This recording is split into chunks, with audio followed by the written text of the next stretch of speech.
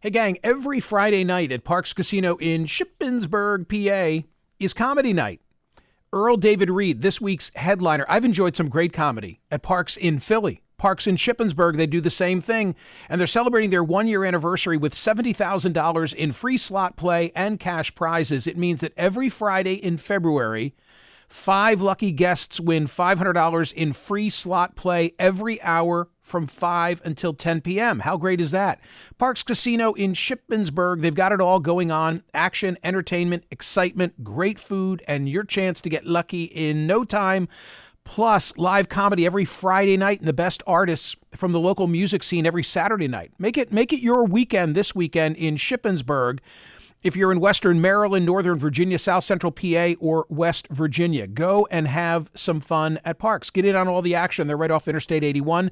Visit parkscasino.com for details. Got to be 21 for the casino. Gambling problem? Call 1-800-GAMBLER.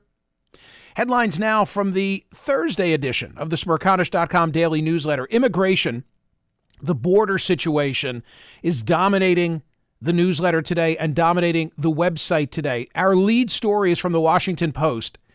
Headline, Trump and his allies are planning militarized mass deportations and detention camps. It talks about how Trump in 2018 and 2019 wanted to mobilize the military, was cautioned against it.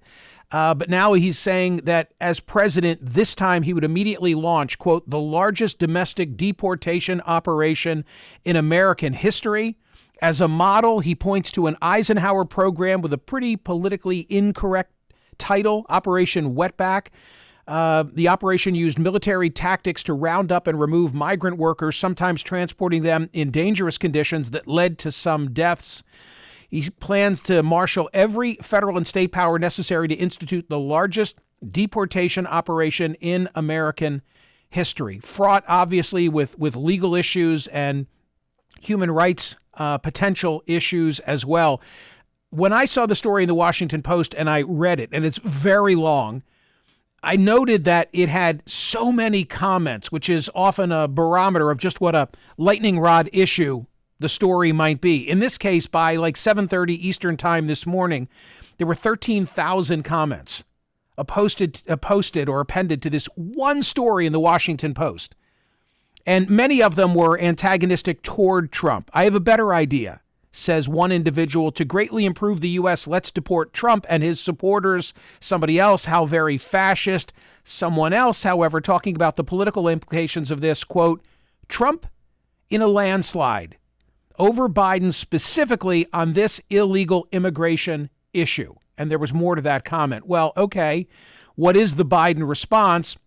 That comes from a link we have today from Axios discussing the fact that we're 2 weeks away from the State of the Union address, and being contemplated now by the Biden administration is executive action that could prevent people who cross illegally into the United States from claiming asylum.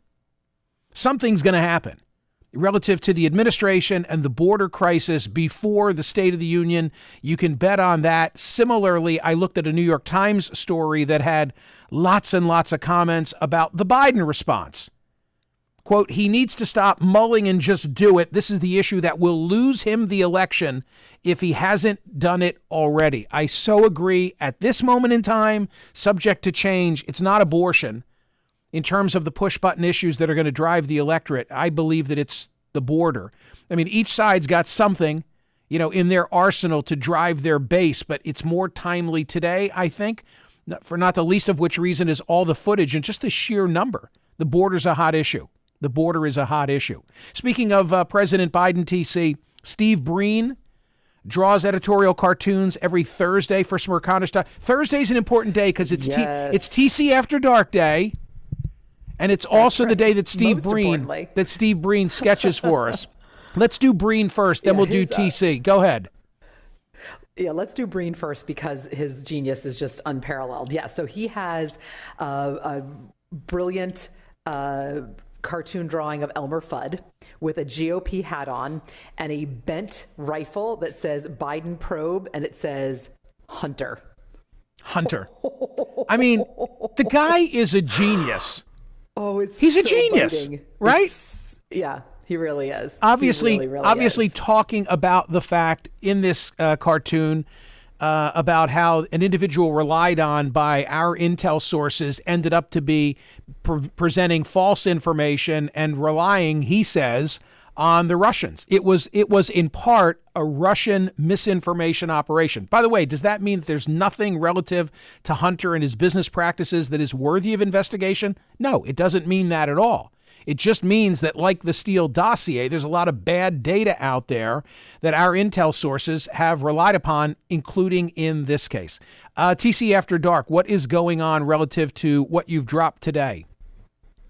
Okay, so I had a really good time with TC After Dark this week. I did some travel diary entries from here in the UK, and I started out the broadcast, I started out with a tape from when I was still in studio. So I said, this broadcast, this episode is going to sound a little different. And when I say sound, I mean literally sound a little different, because I used my iPhone to tape the rest of them. And it is so fun, and it's just what I do every day. And you can hear how nervous I was over the weekend about whether this broadcast system was going to work, and then my relief when it did. So it's just fun, and people who are in the loop are going to know it. A lot of people on YouTube now are saying it wasn't breaking news, we knew the audio worked. Okay, but you get to hear my reaction. Okay, so you know that Dan does not like that.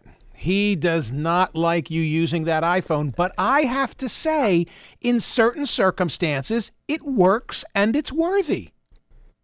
Well, and the thing is I said that very specifically, this is not going to sound as good as it does when I'm in studio. It's all right. I said it. I wasn't trying to pass it off as studio quality. It's not. But it's me on the road. It's me walking back to the hotel. It's me, so it's fun. Yeah. So I had a really good time with it, and told some stories about museums. Good for you. By the way, watch this transition now. Is your recording on your iPhone, which you say has inferior sound quality, is it as bad as terrestrial or AM radio? Oh, listen to you. Wow. Today's poll question. It's a good survey question. Yeah, yep. Today's poll. By the way, a lot of voting yesterday. Let me just say thank you to the 24,774 who voted. Agree or disagree with Nate Silver that President Biden should do lengthy sit-down interviews with non-friendly sources. 57.95% agreed. We commented yesterday. It was a very close vote that grew as the day went on. Like when I looked at it, it was 52-48, but by the end of the voting, it was almost 60-40. People agreeing that the president and the White House have to put up or shut up. He's got to get out there and make the case publicly. You can't avoid a Super Bowl interview when it's offered to you. Now going back to my comment about the static of AM radio, today's poll question, and we've been here before with a prior poll question, but it's back in the news and I wanted to revisit it. Should government act to save AM radio? Michael, what in the world are you talking about? Why are you talking about this? I'm talking about it because Jacob Stern has written about it for The Atlantic. Your phone has nothing on AM radio, he says, pointing out that BMW, Volvo, and Tesla have stopped offering AM radio in at least some models. Ford initially said they would do likewise, and not just in electric vehicles. And then they backed off. And why did they back off? They backed off because there was a lot of political pressure brought to bear on Ford to continue to deliver AM radio in their vehicles. Why was there political pressure brought to bear? Well, you could say because of an emergent broadcast system and the necessity for AM radio. You could rightfully point out that there are a lot of minority reaching stations on the AM band, meaning primarily black-driven content or content for Hispanic audiences. I get all of that. But the real reason that a number of political forces have rallied to save AM radio is because talk radio, despite the aging demographic of those who listen, continues to be a means of communicating with GOP primary voters. And so, the Ted Cruzes of the world desperately want to keep AM radio in your car.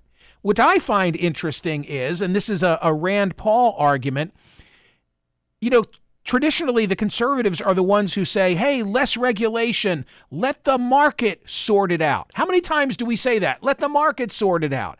I mean, I beefed about the fact that I bought a Tesla in the midst of COVID and it didn't have SiriusXM in it. And why didn't it have SiriusXM in it? Because apparently in the design phase, Elon Musk didn't want the little fin that is necessary on your car in order to pull satellite radio.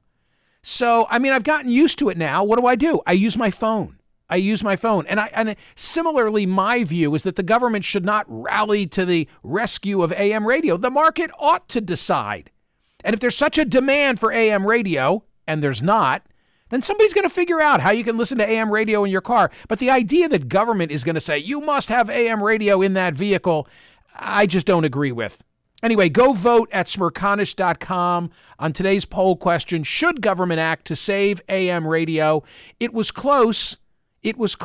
Soon after the newsletter came out. We'll see how the day ends.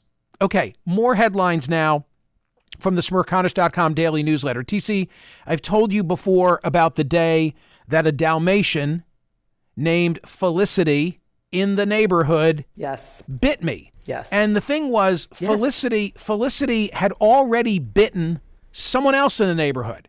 And you know, as a lawyer, I came to know, as a lawyer, not back then when I was a 10-year-old getting bitten by the Dalmatian in the neighborhood.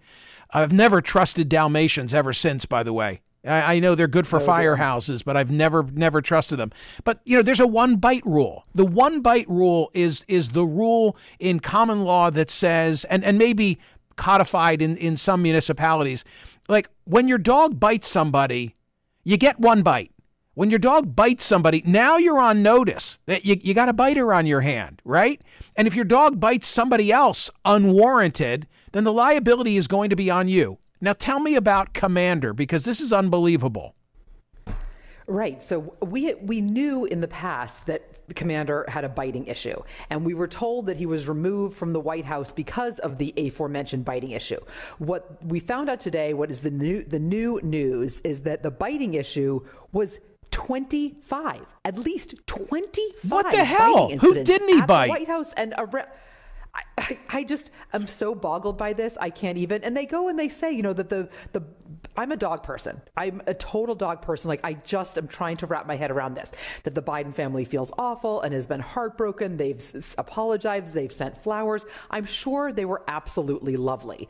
They feel that Commander was overprotective, was brought into a different environment, then was concerned that people were trying to get too close to the family. I mean, this is a recipe for disaster for a German Shepherd. German Shepherds are raised and born and bred for this. They are so protective of their people. But you have to know that. And the way you said it, after that first bite, he should have gone to a farm. And I'm not saying like, quote unquote, gone to a farm, like put him down. I'm saying literally like gone to a farm and live with a different family. And like, that should have been that. And that would have been so hard for the Bidens. And I understand that. But you can't have a situation where you have a dog that's biting people. You just can't. And so this is Commander, and Major was also a problem. As the story, Wait, was Major the problem or was Commander the problem? Commander's the problem. They're both problems? Yeah. Sources suggested the relationship between the first family and the U.S. Secret Service was first strained when the family's elder dog, Major, caused an injury to an unnamed Secret Service agent in 2021 before ultimately being sent away more permanently to Delaware.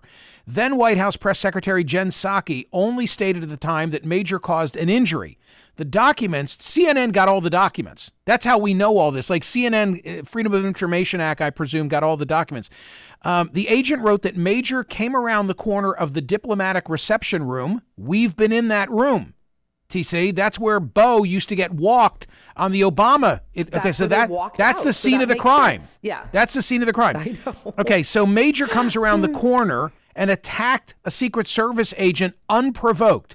Personnel said in an email regarding a reimbursement for his coat that the incident occurred through no fault of my own, and I could not avoid this unusual circumstance due to the nature and requirements of my position. That incident caused a breach in trust, a source familiar with the dynamic said, which continued as the president's top protectors worked to avoid a second dog. And then it goes on to give the history. Commander still figured, now Commander I'm talking about, prominently in the White House holiday decorations in December, months after departing from 1600 Pennsylvania Avenue. So there's a hell of a lot more to it. Hey, I got to say, at a certain point, and I know they're busy and there are a lot of people and there's a lot of commotion in the White House, but at a certain point, you do have to ask questions about how they're raising and treating the dogs if all of the dogs are such biters. And, you know, I've got 2 little ones who can be a little nippy, you know, if the FedEx person walks in. But I think German Shepherds are particularly bred for this. Like someone from one of the YouTubers, Kate, says, we have a German Shepherd and we know she has triggers that cause aggression. So we absolutely keep her away from all things, people, dogs that might cause her to have an issue. I have one of my college roommates has 2 German Shepherds that are trained to run when they enter the home, when they haven't been home, they go inside the house, they check every room, every closet, they run through the whole house, make sure no one's there and come back and sit. And that's her cue. I like that. Everything's safe and she can I like that. I want that dog. Yeah. That's exactly Seriously what I trained. want. Go check out every room in the house. By the way, there's another story at Smerconish.com in the newsletter today about a Gila who bit somebody and they died. It's a lizard. I didn't know either. Okay, What? Story from there's a lizard bit somebody and they died. Smerconish.com. School. I'm sorry about that. School says dress codes promote discipline, but many black students see traces of racism. What is the dress policy that is causing this problem? I mean, the bottom line is hair. I mean, that's if you want to say it in one word, the question is whether boys, because this is a school age, whether boys can have long hair, whether girls can have dreadlocks. So it's a braiding issue. It's a hair issue for boys, whether they can have dreadlocks on top of their head. And this article talks about how braids and other hairstyles, and we've talked about it before on the show, carry cultural significance for many African Americans. This is not new news. This is something that people should know about, and that there have been documentaries about it. There have been articles written about it, books written about it, and that Black Americans have a variety of hair textures that require chemicals and time and care and hairstyles that are perhaps not traditional white Anglo-Saxon hairstyles, and that's what's being written into dress codes, and that's a problem. So, you know, what to do about it is the question. Okay.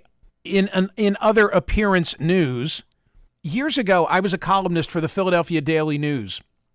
And while I was a columnist for the Daily News, there was a particular issue of the paper. This story is all told in my book, Muzzled. I think it was Muzzled where I told the book. That makes sense because it fits with the subject matter. On a particular day, the Daily News comes out, and the entire front page consists of mugshots. Individuals then wanted for murder who were believed to be in the city of Philadelphia and the surrounding environs. It turns out that the backstory is that the police department went to the newspaper and said, we need help catching these guys. Would you do us and the community a favor by publishing mugshots? And the paper did. The problem, if there were a problem in this, is that everybody in the mugshots was then a person of color. Now, it turns out that no one then wanted for murder in Philadelphia was not of color, or said differently, was white. But you can imagine when the newspaper came out and it had faces of black males and Hispanic males, I don't think there were any women, wanted for murder, and only people of color, there was a hue and cry that this was racist. I was then a columnist for the paper. I then wrote a column in defense of what the newspaper had done, pointing out that nobody white was then wanted for murder. If they were, they'd have been in there too. Mugshots are touchy. Mugshots have become a cultural flashpoint. I tell you this because there's a story at Smerconish.com today about the Kansas City Star, which has a policy, TC, help me with this, of not publishing mugshots, but making an exception in connection with the shooting at the Chiefs' victory parade. Yes. So they made a decision a few years ago based, they said, on two primary reasons.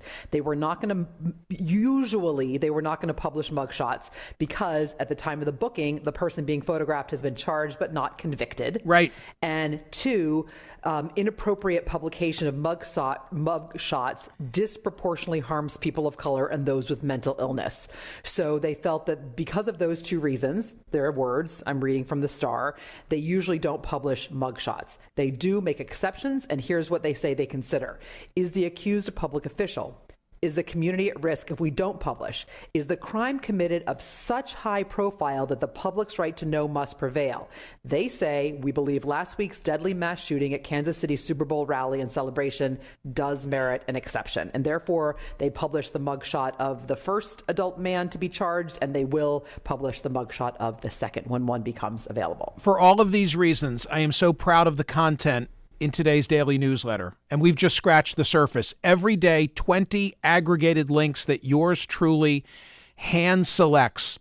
And we also have exclusive content, including Pulitzer Prize-winning editorial cartoonist. If you're not already a subscriber, subscribe and turn on a friend, okay?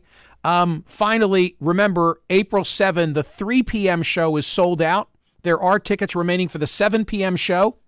Yours truly presenting The Mingle Project in Sellersville, Pennsylvania. Love to see you there. Go listen to TC After Dark because it is a Thursday. See you tomorrow.